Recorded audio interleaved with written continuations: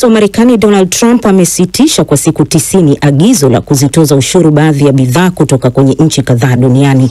Lakini wakati huo huo, Trump amepandisha kiwango cha ushuru kwa China hadi kufikia 125%. Zaidi anayo Zainab Aziz. Uamuzi wa Trump wa kusitisha ushuru wa kimataifa ulisababisha hofu duniani kote kwa kipindi cha wiki nzima hadi hivi sasa, tangu alipotangaza hatua ya kuweka ushuru kwa bidhaa zinazoingizwa nchini Marekani.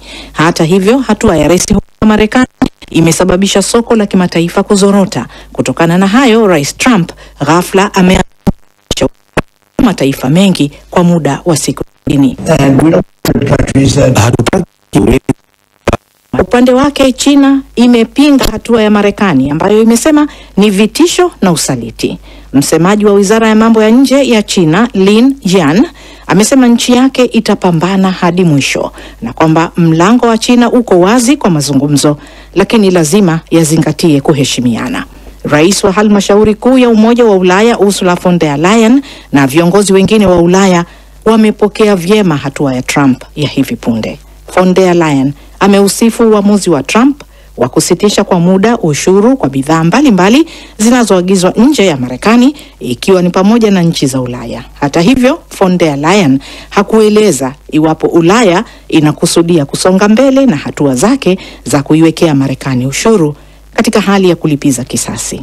Trump aliziwekea nchi za Ulaya ushuru wa 20%.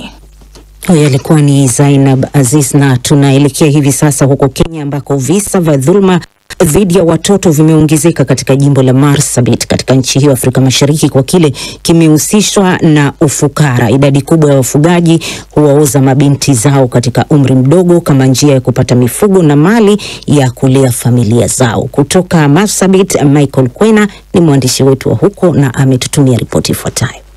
Umaskini na mila zilizopitwa na wakati zimetajwa kwa uchangia ongezeko la visa vya dhulma dhidi ya watoto wa kike katika jimbo hili. Familia nyingi za wafugaji huwaoza mabinti katika umri mdogo kama sehemu ya kupata chakula kwa familia na kuendeleza ufugaji. Kijijini Merile katika eneo bunge la Laisamis, mzee huyu tuliyempa jina la Orguba, si jina lake halisi, anaeleza kwamba mabinti huonekana kama kitega uchumi, na hivyo pindi familia inapohisi kushindwa kupata chakula, wao huamua kumuoza. Kwa sababu sasa ule jamii nyingine wako na ng'ombe, wako na ngamia, wanatuletea sisi yule familia ambao ni maskini, sasa wako na yule urahisi ya kupeana huyu msichana wao ili wakaweze kuoleka hata wakiwa katika umri mdogo. Kwa mujibu wa mkurugenzi wa mamlaka kukabiliana na majanga NDMA jimbo la Marsabit, Guyogo Licha, athari za mabadiliko ya tabia nchi yanayosababisha maafa kwa mifugo pia imechangia hali hiyo kushuhudiwa. Mifugo zikikufa unajua inaleta umaskini. Inaleta umaskini kwa jamii ambayo walikuwa wanategemea mifugo kwa kila kitu. Kiwango ya umaskini imeenda juu sana. Kwa upande wake, mkurugenzi wa idara ya jinsia katika serikali ya kaunti ya Marsabit, Ana Denge,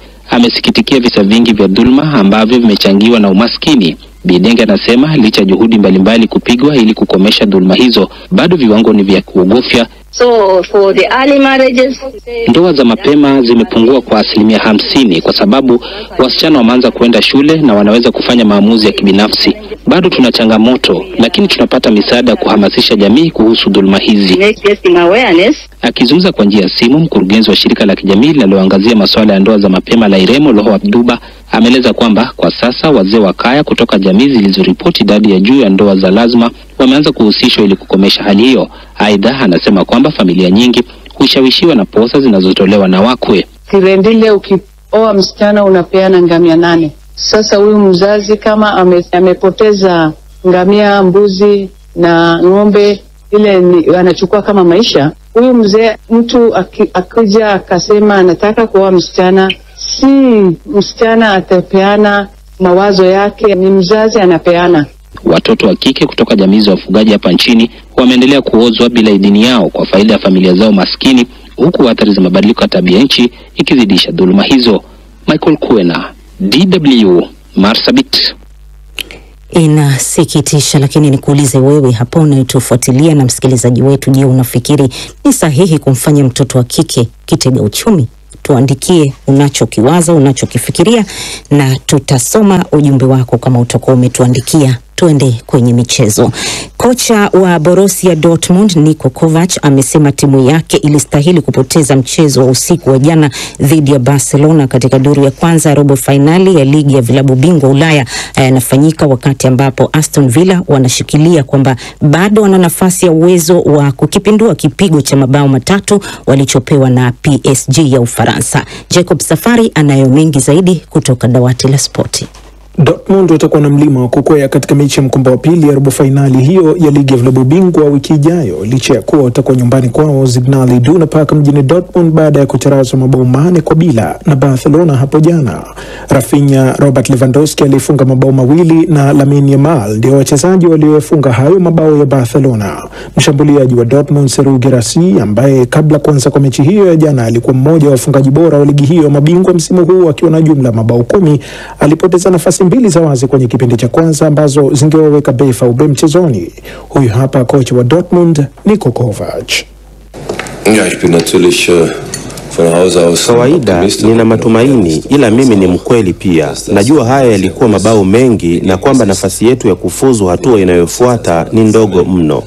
Ila kwanza tutachambua kilichotokea, kisha tujaribu kucheza vyema dhidi ya Bayern ili tuingie mechi ya mkumbo wa pili kwa mguu mzuri.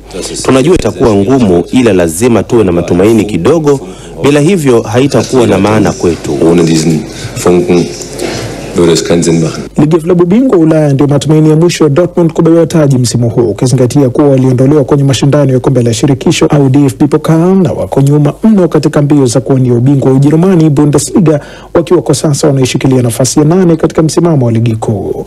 Jumamosi watakuwa na kazi ngumu ya kupambana na Bayern Munich katika mechi ya Der Klassiker mjini Munich kabla kukutana tena na Barcelona mjini Dortmund.